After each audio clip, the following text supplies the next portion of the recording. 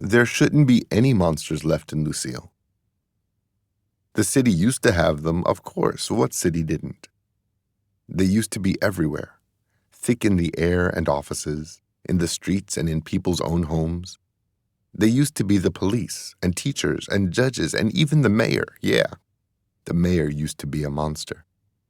Lucille has a different mayor now. This mayor is an angel.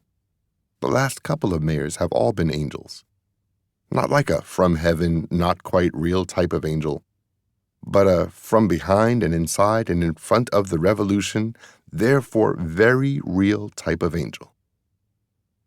It was the angels who took apart the prisons and the police, who held councils prosecuting the former officers who'd shot children and murdered people, sentencing them to restitution and rehabilitation.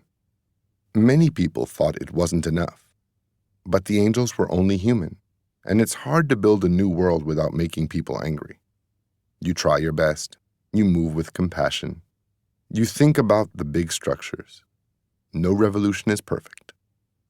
In the meantime, the angels banned firearms, not just because of the school shootings, but also because of the kids who shot themselves and their families at home. The civilians who thought they could shoot people who didn't look like them just because they got mad or scared or whatever. And nothing would happen to them because the old law liked them better than the dead. The angels took the laws and changed them, tore down those horrible statues of rich men who'd owned people and fought to keep owning people. The angels believed, and the people agreed, that there was a good amount of proper and deserved shame in history, and some things were just never going to be things to be proud of. Instead, they put up other monuments.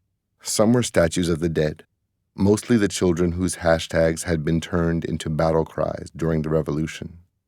Others were giant sculptures with thousands of names carved into them, because too many people had died, and if you made statues of everyone, Lucille would be filled with stone figures and there'd be no room for the alive ones.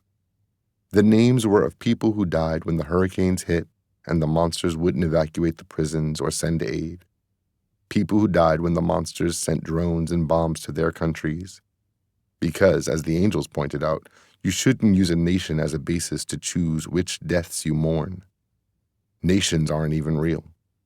People who died because the monsters took away their health care. Names and names of people and people. Countless letters recording that they had been. The citizens of Lucille put dozens of white candles at the base of each monument, hung layers of marigold necklaces around the necks of the statues, and,